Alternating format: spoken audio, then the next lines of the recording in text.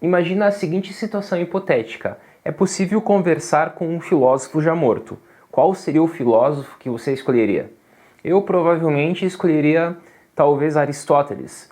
E talvez a pergunta que eu faria a ele é sobre o sentido da vida, sobre o sentido da existência. Mas com certeza Aristóteles acharia muito estranho esse tipo de pergunta, porque para ele o mundo que ele vivia era um mundo ordenado, fechado, onde todas as coisas e pessoas possuíam o seu telos, o seu lugar. E este era o seu sentido, pois ocupar o seu lugar já respondia à pergunta sobre o sentido da existência. O homem assim era visto como mais um elemento dentro de um cosmo ordenado. Portanto, a pergunta sobre o sentido da vida, o sentido da existência, para os gregos e especialmente para Aristóteles, não é uma pergunta tão difícil de ser respondida, pois para eles o sentido se dá a partir do momento que nós ocupamos e nós nos desenvolvemos a partir do nosso próprio telos, da nossa própria finalidade. Tudo possui um telos, tudo possui uma finalidade. A faca que corta bem é uma faca que atinge o seu telos.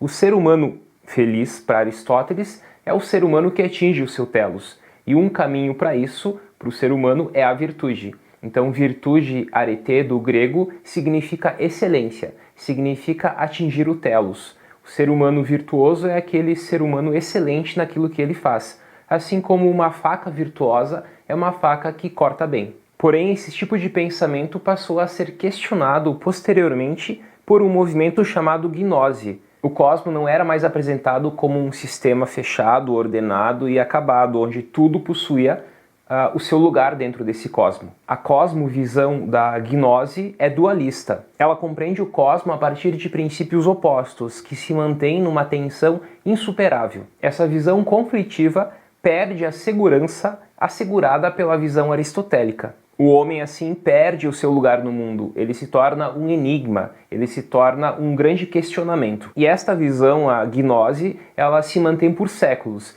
e ela somente passa a ser combatida por Santo Agostinho no século IV depois de Cristo. Mas Santo Agostinho também entende o ser humano como um sujeito incapaz de entender o cosmo, o todo. Para Agostinho, somente a partir da graça divina o ser humano poderia entender o cosmo. E ele só pode buscar resposta pela pergunta do sentido a partir da fé. Sem a fé, tudo parece um grande mistério. E Agostinho mantém diante da pergunta sobre o sentido o espanto e a surpresa. Com Agostinho, a reflexão filosófica acaba então descobrindo o ser humano como um grande problema. E tal perspectiva permanece até a elaboração dos grandes sistemas filosóficos teológicos da Idade Média. E somente a partir desses sistemas é que se consegue ver novamente o ser humano conforme Aristóteles tinha visto. Consegue-se assim, pela religião cristã, fazer um equilíbrio entre o mundo e o ser humano. Porém, tal equilíbrio acaba se quebrando facilmente pós-escolástica.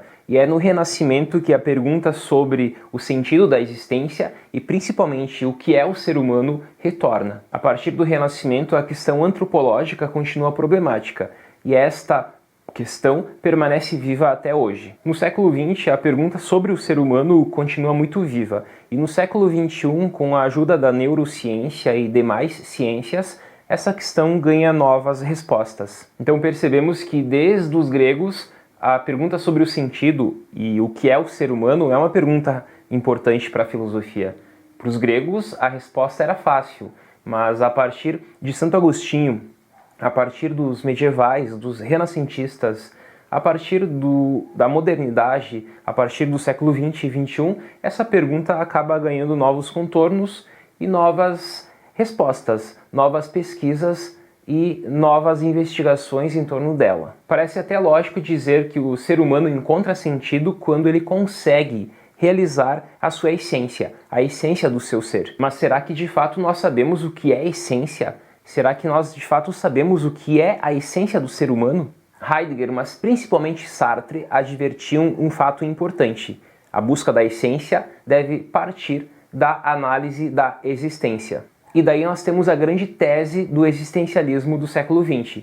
A existência precede a essência. As filosofias anteriores ao existencialismo partiam de um essencialismo. O existencialismo, então, faz essa crítica ao essencialismo, destacando que a existência é anterior à essência. E a essência é aquilo que nós construímos a partir das nossas escolhas, a partir da nossa vivência, a partir das nossas experiências. Assim, é importante começar a estudar uma pessoa concreta a partir de suas vivências concretas, e não a pessoa abstrata a partir de vivências abstratas. Abordamos neste vídeo alguns pontos. Como primeiro ponto, falamos que Aristóteles teria achado estranho fazer e responder a pergunta sobre o sentido da vida e da existência. Vimos depois a irrupção da gnose. Após, falamos da visão antropológica de Agostinho sobre a questão da existência. Após, destacamos que no período renascentista as grandes questões sobre o sentido da vida acabam retornando. E finalizamos falando sobre o existencialismo, que inverte essa lógica da busca da essência. Para o existencialismo, primeiro vem a existência para depois falarmos da essência. Até mais!